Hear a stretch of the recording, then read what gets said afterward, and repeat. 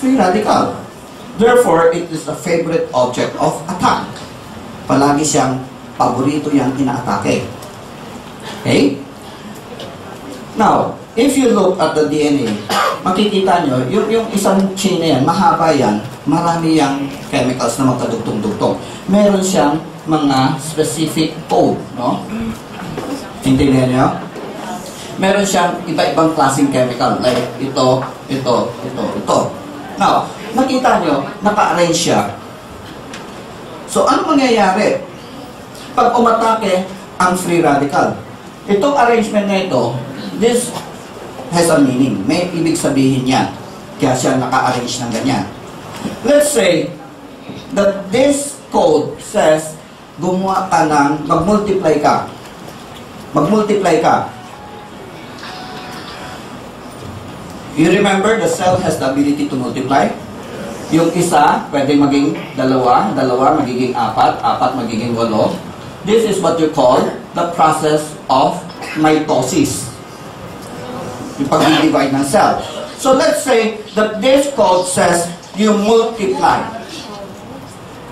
No? Before that, ipakita ko sa yung next slide, no? So ito yung free radical. Ito yung free radical. Ang nangyayari, sisingit siya na yun dito.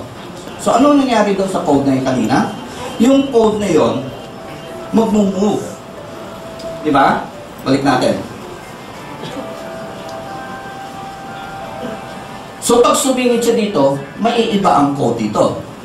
Naintindihan nyo? Are you following? Yes! So, pag naiba ang code, ano mangyayari sa ibig sabihin ng code na yun?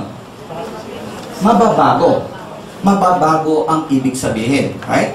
So, here, nakita nyo, umatake siya, sumingit siya na yan dyan. So, ano nangyari? Nag-move na yun, yung code. Ano ibig sabihin? Nagbago ibig sabihin. So, eto na. Pagdating sa mitosis, nag-multiply siya ng nag-multiply. Right? So, habang nag-multiply siya, ito yung code na nagsasabing mag-multiply ka. Pagdating dito sa code na ito yung code na magsasabing tumigil ka na. Enough. So pag sinabi natin enough, dahil may sumingit dito, ang magsasabi pa ba siya ng tama na? Sasabihin niya pa bang tigil ka na? Ha? Do you understand? Yeah. Itong code, nagsasabing mag-multiply. Pagdating dito, ito yung code na magsasabing stop. Eh, sumingit na yun ito. Nung sumingit ito, ano ibig sabihin? Magbabago.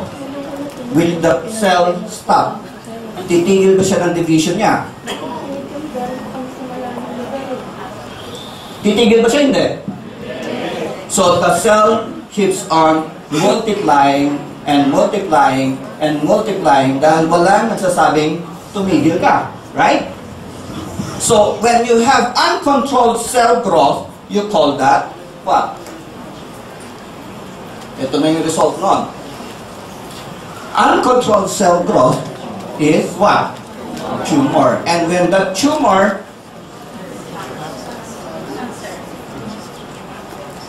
becomes malignant, you call it cancer. Okay? Now, another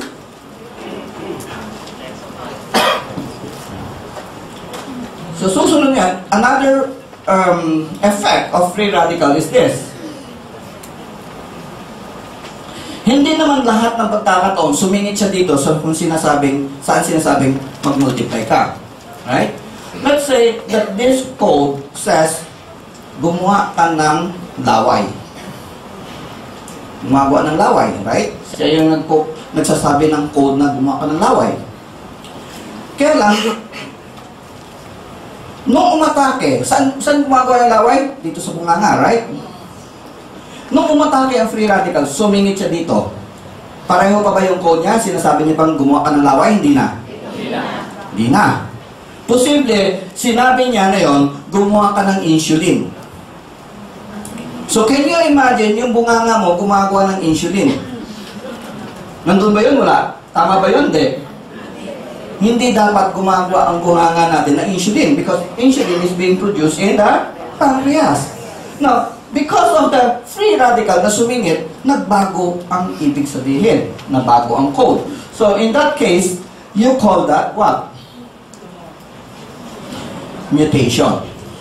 Nag-mutate siya.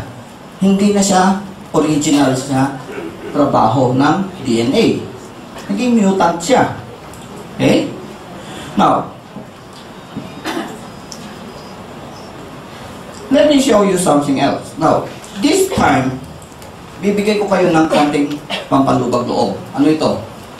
In our body, we have what we call a check and balance. Meron talagang nag-check ng ating sistema. And this is very difficult for me to explain. Pero let me tell you in a simplest form. Kumbaga, parang meron tayong auditor. Anong ginagawa ng auditor? Sine-check niya kung tama o mali. So, here comes the auditor. Pag tingin niya ng ganyan, sabi niya, oh, hindi na ito tama. Hindi na tama. So, first thing, ang gagawin ng auditor is to call the maintenance. Yung taga-repair. So, meron tayo noon. May repair mechanism yung katawan natin, right? So, tatawagin niya yung maintenance. Sabi niya, tingnan mo nga ito, may problema. So, here comes the maintenance. And pag sinabi niya, oh nga, no, mali. So, pwede niyang i-replace, balik niya sa dati. So, the cell becomes normal again.